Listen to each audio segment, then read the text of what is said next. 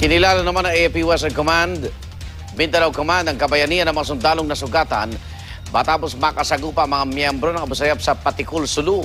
Narito ang report ni Cedric Castillo.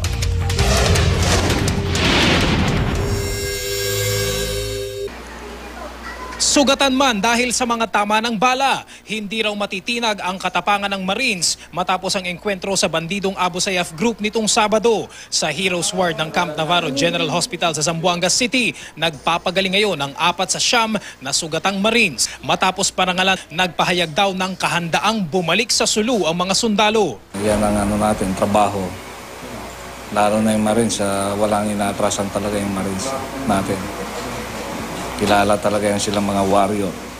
Stable na rin ang kondisyon ng 4 pang Marines na nasa trauma center sa Sulu. Pero dinala ang isa sa pribadong ospital sa Zamboanga City dahil nasa kritikal na kondisyon ito. May tama dito sa ulo. Medyo marami siyang mga life support.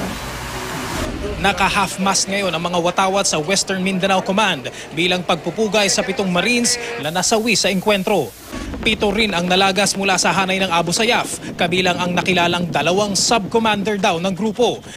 Test mission daw ang isinagawang ronda ng Marines sa Barangay Tusag sa Patikul ng Mapa-Engkwentro bilang reconnaissance sa rescue operations na ikinakasa para sa kidnap victims ng Abu Sayyaf. Bahagi rin daw ng specialized training ng Marines ang pag-iikot na yon. Hindi raw sinasadyang nakasalubong ng Marines ang hindi bababa sa 50 bandido. Para sa unang balita, Cedric Castillo reporting.